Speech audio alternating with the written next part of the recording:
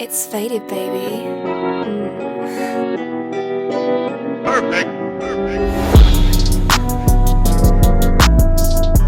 Alright, so we're back here again at Faded, and today we have a very special guest. We have Natasha Bino, aka Lady Envy. Alright? Alright. So first, of course, I want to know how, from Natasha Bino to Lady Envy, like how did you come up with a name? Oh boy, you're taking me back about 20, well maybe 30 years. I'm telling my age. Actually, it was a guy. What was his name? He was Barbadian. I forget. I think his name was Michael. I remember he was an actor. He was in New York City, and he says, "What's your first name?" I said Natasha. And he says, "What's your middle name?" I said Victoria. So here you go, Envy. So it actually started as Envy. Okay. Then I was like, okay, there's a DJ Envy already on radio. Right. So I was like, no. Lady Envy. All right, and that's how DJ Lady Envy stopped. And then I became a tour DJ. But as just Lady Envy, radio announcer, Lady Envy stopped. Okay. So because I saw that you were a radio announcer first, and so what made you want to transition into becoming a DJ? Well, I remember radio in New York City. We had like Salt and Pepper. We were accustomed to seeing female DJs. So when I came to Barbados, like say 1998 on vacation, mind you, my parents are from Barbados. So when I came back in 1998, I was like, where are the female DJs? I'm like, oh, there's hardly any that I knew of at the time. And I was like, okay, you know what? I want to learn how to DJ. Because as a radio announcer, I wanted to enhance my skills. So DJ Leroy, right, and Dawn, I remember they lived somewhere in Christchurch. They taught me how to DJ. Okay. Yeah, they taught me how to mix songs. And I remember, oh my goodness, he's gonna kill me. There's a DJ up in Checker Hall too. He taught me how to mix classical music with hip hop. Father Crowd? No, not Father Crowd. Okay. But that really opened up my mind in terms of mixing various genres together and being creative with it. So opposed to the past, you would just have like say the same rhythm. You're accustomed to just DJing the same rhythm, but to mix say jazz music with the dance hall was totally phenomenal, and it really, like I said, just opened up my mind in terms of how I can mix and blend and the different creative outputs I could do. Make sense? Okay, I got you. So how did the gentlemen in the fraternity embrace you? Because I can guess that it would be a bit difficult for a lady to break into a masculine type society like that. Well, the cool thing about me and being from New York, I don't see that. Like, I saw it, but that didn't stop me. I'm my family call me a bull lion. A boar lion, but they pronounce bull lion. So I just push through. I'm like, you can have whatever you can think whatever you want to think. I'm still going to do what I'm going to do. Right. What I really enjoyed the most was when I would show up to gigs or events, and they wouldn't even suspect me. Even though my face would be on the flyer, like they just would not think, oh, she's a DJ. It was only when I went on the set, did what I had to do, then people started paying attention. Oh man, that was so dope, that was so good, I've never seen that before. And the thing is, when it came to dance hall, when I came back to the United States in 2001, I decided to mix a lot of the hip hop elements into the dance hall. Right. So I did a lot of the scratching, actually transforming. I learned how to transform. I actually learned to DJ without headphones. I'm actually able to hear, even look at the record and see vinyl. I'm not talking CD. Okay. And see exactly what point that song is at. You get me? Because we had markers. Right. And being able to transform in front of a live crowd, as well as do live remixes in front of a live crowd. And to be a female on top of that was something that's just not done, especially in the dance hall. In hip hop, yes, but in dance hall, no. And I think that's what really made me set apart from the rest. And even a lot of the male DJs, I find it funny because what they would do, sometimes they would actually try to, like we would say, rinse off all the songs before I come on, all the hype songs, get the crowd hype and thinking that you have nothing else to play. I'm like, okay, you just chose the wrong person. You get what I'm saying? Because that's when, once again, it goes back to that training about mixing, say, jazz music with dance hall or classical with hip hop. You learn to dig in the crates. You learn to think outside the box and do things that you know the crowd would want to Right. hear, but it's very unexpected. And once you get that command, it's like putty in your hands almost. Okay. But yeah, so the males, you know, they had their, they tried to, oh trust me, they tried to sabotage me many times, but, and that's another thing too, because when I first started, I started as an engineer in radio. Okay. So you can't, go ahead, try to sabotage me. That's all I gotta say. So you moved from from announcer to DJ, and then you left radio. So No, actually, I started engineering then I became an announcer, DJ, and announcer at the same time. So I was working actually on 15 different radio stations in Africa. okay. Between 2004. I actually retired last year for my birthday. On my birthday, so that's it. I'm done. Okay. In terms of radio wise, the show was called Hot Wired at first, where I DJ'd my own set. It was a 2-hour show that aired in Zimbabwe. I can remember some. Zimbabwe, Ghana, Gambia, Uganda, Nigeria, and a couple others. So you did some pre-recorded mixtape shows for Gambia. I saw Senegal, different African countries. Yes. So how did that come about? Actually, that's under Madison Park Radio. So Madison Park Radio, they produce a good number of programs for syndication. So under that's how we got signed to Madison Park. Okay. We approached them in terms of doing a show. They loved the idea, and we went full-fledged ahead. Yeah. So it started out. It was a mixtape show, you know, but not in the sense of a mixtape like say a rapper, but like Right. you know, Pre-recorded, DJ. right. Yeah. Okay.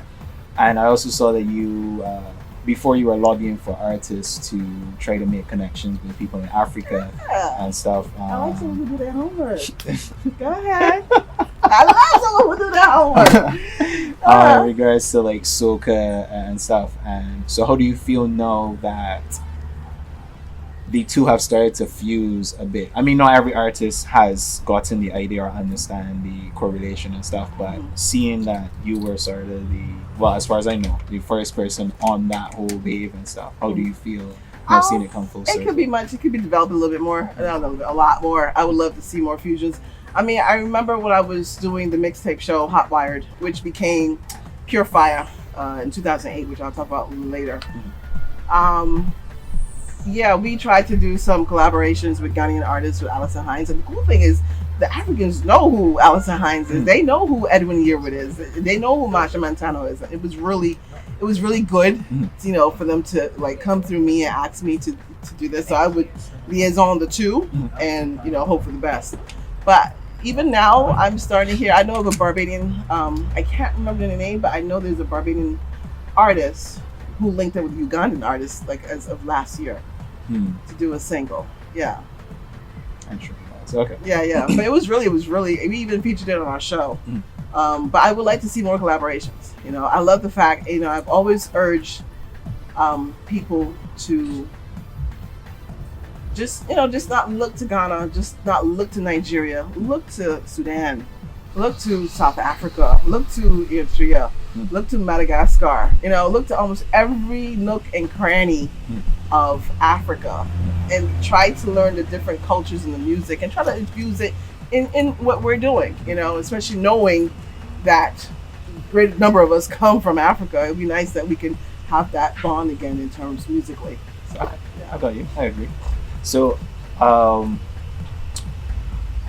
since you would have lived in other countries, I know you've been back here. What do you think can be done in Barbados in terms of the music industry? What do you think that Barbados lacks? And is there really an industry outside of soca? Well, yeah, outside of soca, is there really an I'll be industry? really frank with you. I can't answer that question. Okay. Because once I retired, that was it. I just tuned out from music. Like my focus now is research, historical research.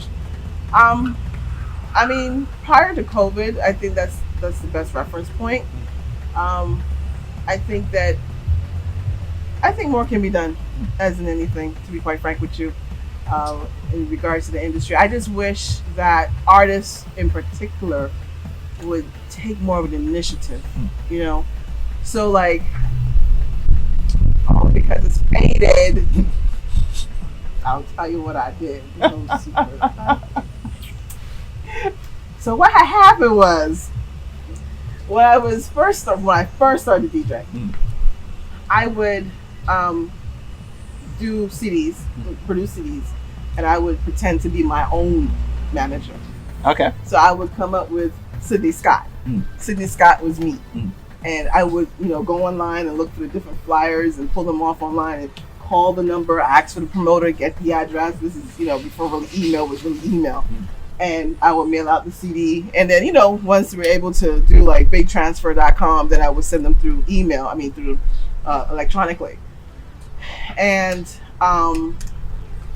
so that's how I started, as a DJ. And then once things started really happening for me, then I had management. I had, my own mic woman and everything.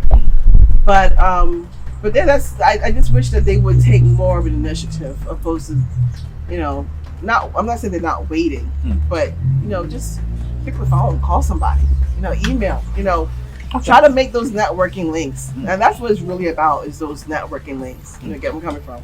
If you have to make up a fake name. I remember one time I had did a show in LA and the promoter had pulled up, he had picked me up from the airport to take me to the hotel. And he said to me, "Boy, NV, you real nice, you real sweet, but you see that manager Sydney Scott? She real ignorant. She real mean. Like, how could you?" And he's like, "How could you have a manager so mean?" And in the back of my head, I'm thinking, you know what? She just has my best interest. Because as a manager, you have to negotiate, and especially being a female, men think they can run over you, so you gotta put your foot down. You get where I'm coming from. So, so sometimes you gotta do those different personas in order to get to where you need to get to. And then once you're able to get to a certain level, like I said, I had my own management, my own road manager and everything. So it was really interesting. So essentially. And he didn't even know he was me he was talking to. Right. He didn't know it was this guy he was talking to. I thought it was the most hilarious thing ever. But go ahead. So essentially it's like, okay, so your advice for them would just basically be to do more networking. More networking. I mean, the internet is it's out and it's there. Use it.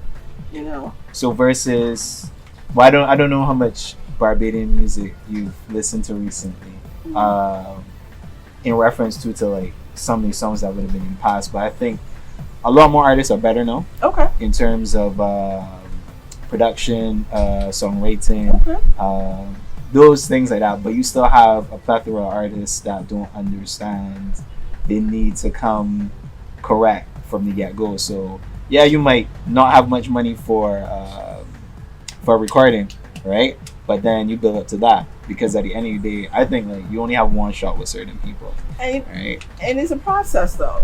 Sometimes people go through their own experiences and their own process. So, for example, now if you have a team, if you have friends, there are other DJs, and you don't have your own equipment, ask if you can borrow the equipment for 2 hours, make a mixtape.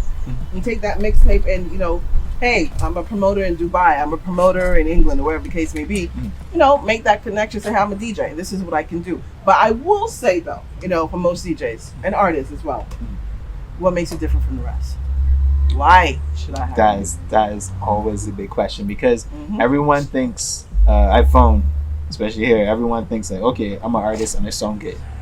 All right, your friends might say, yeah, I let you sound, whatever the case would be, but the real test to me is when you let a complete stranger hear it. You just like play and people just start to vibe to it.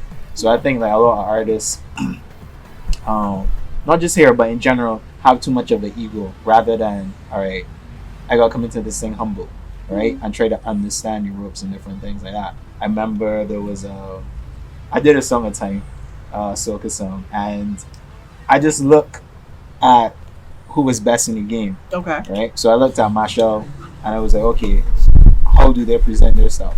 Right? So in terms of me taking a CD to a radio station, in my mind is like, okay, let me do a photo shoot. Let me do something proper, so that then the presentation is on point, and it's like, okay, if you don't take it, then that's on you. But you can't say, well, okay, I didn't have a proper picture, I didn't have proper presentation, nothing like that.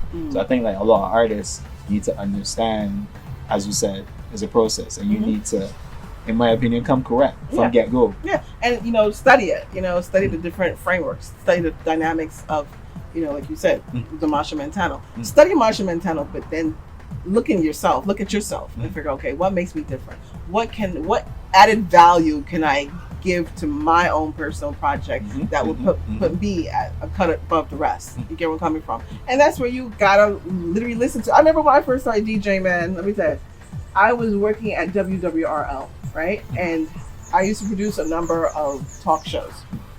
And it was during the downtime, I would literally have my MP3 player or sometimes my computer, and I'm listening to the dancehall songs. But when I say I'm listening to them, I'm studying it. I'm listening to the percussions. I'm listening to the artist. I'm listening to how he flows or she flows.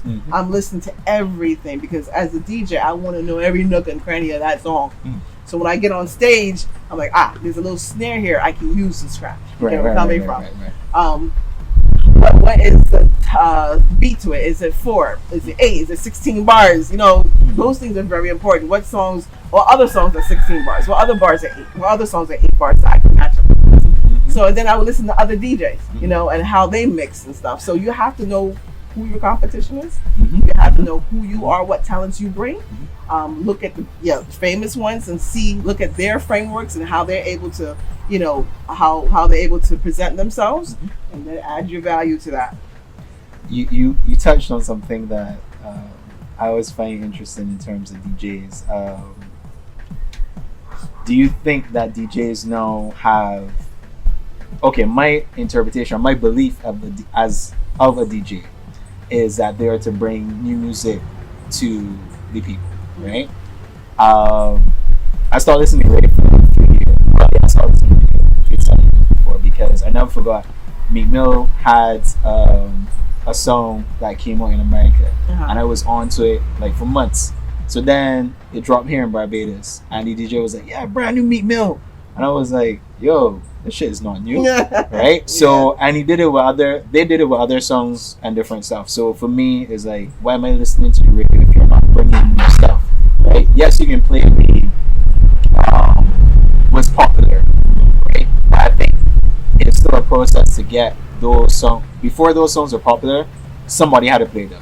Somebody had to push them a bit or believe in them or whatever. So I think I remember DJ Fuzz used to do this thing on, I can't remember the station right now, but he would do a pump it or dump it, right? So I play a song, if you like it, then y'all will call in or whatever the case would be. So that's a good way to get people to know a song and also vote on it or whatever, rather than, okay, this was logged in the system, this is what I play.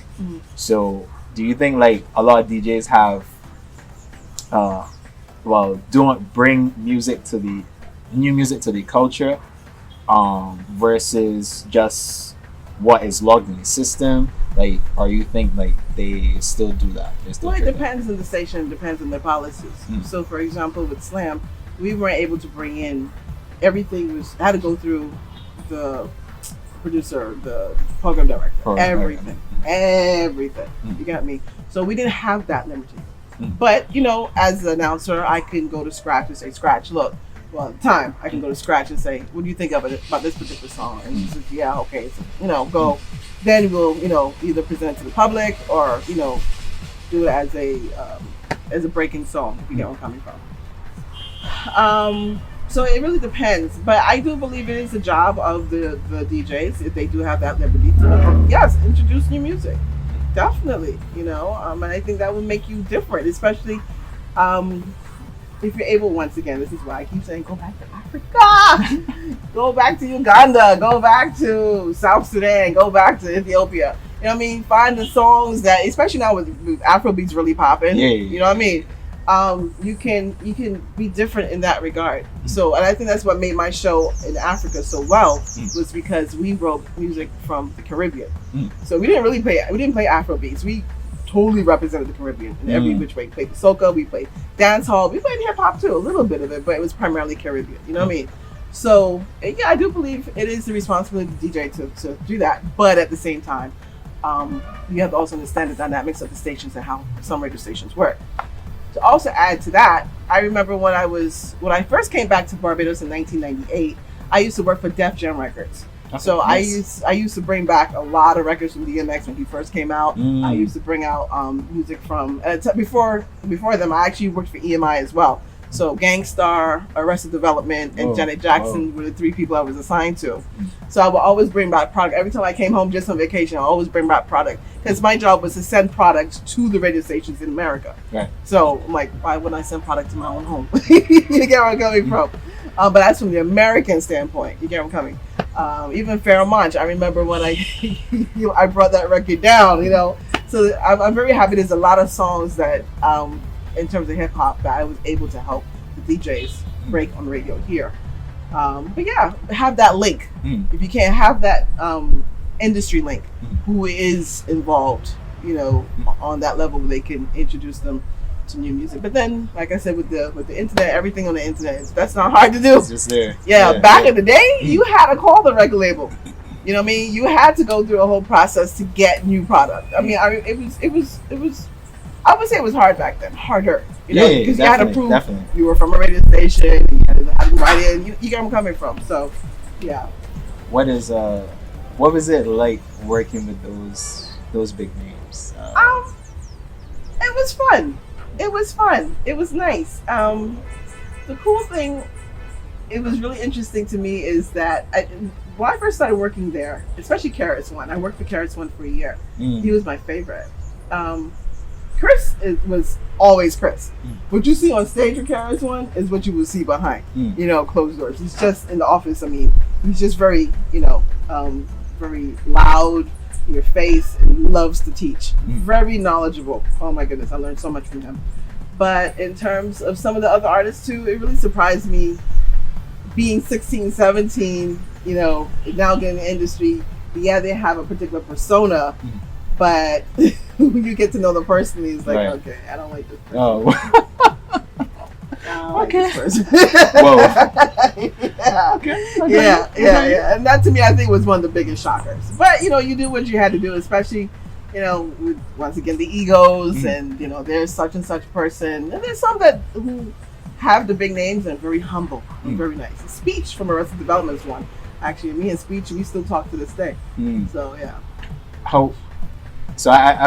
I'm really curious about like DMX, like how he was also a gangster. Dude, what you just said it just dawned on me still that he's not here. Yeah. You know what I mean? Like, what do you mean was? DMX was. Like, those two just do not sound right at all, but go ahead, sorry. Well, again, how he was also a gangster. Because I think both of them were very iconic. Yes. So, yeah, how was your experience with those two particular? Gangster. I can't remember his name. Sorry, forgive me. That was over years ago. He was always very humble. I never dealt with him in person, but I mainly dealt with him over the phone. Okay. He was very humble, very straightforward. I'm gonna tell you a story, an industry story. I don't think I've ever told anyone, so you'll be the first one. Heard But in terms of DMX, every time I ran into DMX, he was always frenzied, always on this high. I always interact with him mostly behind stage, backstage or at concerts or whatever the case may be. Whenever Rough Riders had to do with shows, right? He was always frenzied. Even when he came in the office, he was always frenzied. Like, you understand what I mean? Just love, just sharing. Like, he was cool. He was always hyper. Okay, I got you. Always hyper, in my view. So when I fully started to understand what he went through, I'm like, okay, it makes sense why he was that way. He would come in the office and just go straight deal with Leo Cohen or any other major department head. So we didn't really see much of him. But like I said, the interactions that I did have with him, he was always hype, always pacing, that sort of thing. Yeah. Okay. That's my memories of DMX personally. Yeah. So you mentioned that you moved from America and you lived in Africa. I lived partly between. So how has that been? What experiences have you had? What would you say are some of the big misconceptions that people have about Africa? The Africans are poor, but I keep telling everyone, it depends on what your definition of poor is. Mm. Is it the Western view of poor? When I remember I first went to Ghana, I went like, oh yes, I'm going back home. The kings and queens.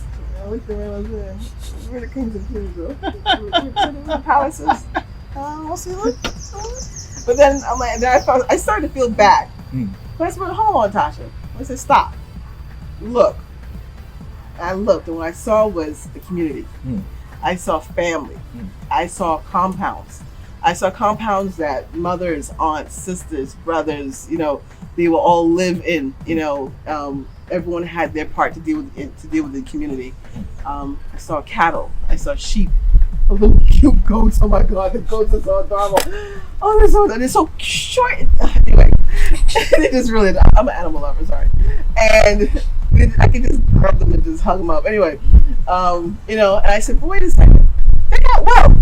Because the wealth is in the land. The wealth is in the animals. The wealth is in each other. And then I'm like, yeah, okay, I'm happy. Yes, I am part of this community. This is where I am from. You get where I'm from. And the thing is, when I think back to how we are, especially in America, we don't have that. Right. We're very, to me, isolated. With this whole individualistic idea of, okay, my mom and me. And the aunt lives somewhere, and the brother lives somewhere. You know what I mean? And they're hardly very interactive, that sort of way. You get where I'm coming from. They're not a full unit.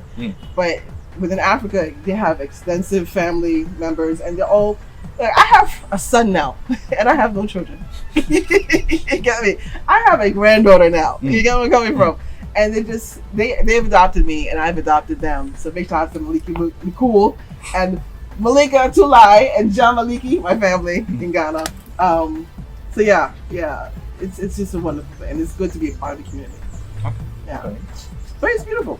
Everyone with African descendants gotta go back. I think that was all the questions I already had for you. Okay. I don't know if you wanted to give any industry stories, as you mentioned. I remember I was working at Def Jam, and I was sitting in for the secretary for the president. Right? I can't remember. I remember his first name was David, and I remember a particular artist who I will name nameless came in, and I was told that the president did not want to see anybody, this particular artist. And I said, okay, no problem. So when the artist finally showed up, the artist said, they want to see so-and-so. I said, I'm sorry, Mr. So-and-so, the president is not here. Man pulled out a gun. I was like, we demand to see the president now. David, I didn't give it a gun. I'm sorry, I blew the gun. I wasn't playing that. I was like, okay, hold on 1 minute. You know what I mean? And I remember within 10 minutes, they cleared us from that entire office. I'll never forget it. Yeah, I'll never forget. But we were nothing happened. No one got shot.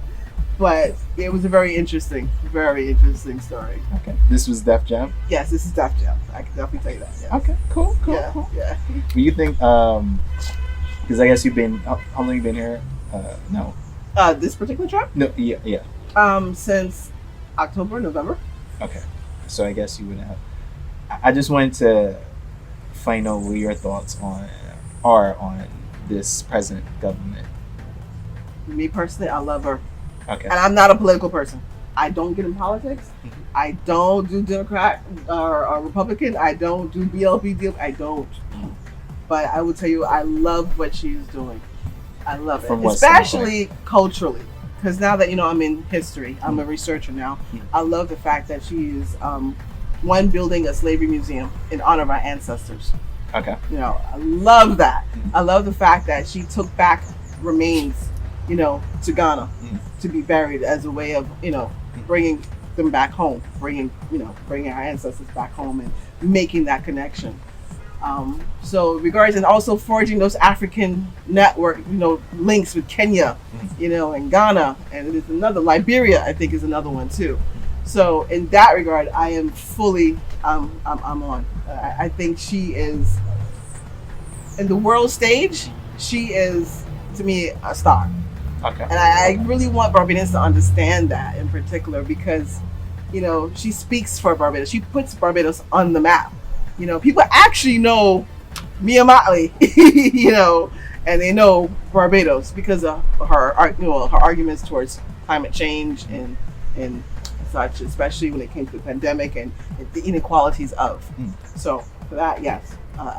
So you don't think like Barbados was known just alone because of Rihanna? Because I think like, I mean, from the time you mentioned Rihanna, everyone now knows, okay, Barbados, cricket. I think like so many things have built up our the country's prestige and stuff. Sorry. So yeah, I'm not sure. I think that this is all part of it, and I'll be very honest with you. You know, a lot of my fans would ask me what part of Jamaica is Rihanna from, Right? and I had to put them in their place. You know what I mean? They knew that she was from the Caribbean, Right? You know, so yes, I will. That I would say that is part of it in terms of our prestige, but I do believe she has done a great job, and Tom, the Prime Minister, has done a greater job. Right. Okay. Yeah. But I love the cultural connections that she's doing. Okay. Yeah, especially as a researcher. Yeah. Yeah. I want to thank you. You're most welcome. I don't know if Damien had any questions that he wanted asked. For sure. Thank you so much. Where are these bugs coming from? Okay, I'm a city girl, and I don't get along with these bugs. Thank you. Thank you so much, Sharon. Thank you so much for having me on Faded. I really appreciate it, and you know, I'm here whenever you need me. Of course. It's Faded, baby.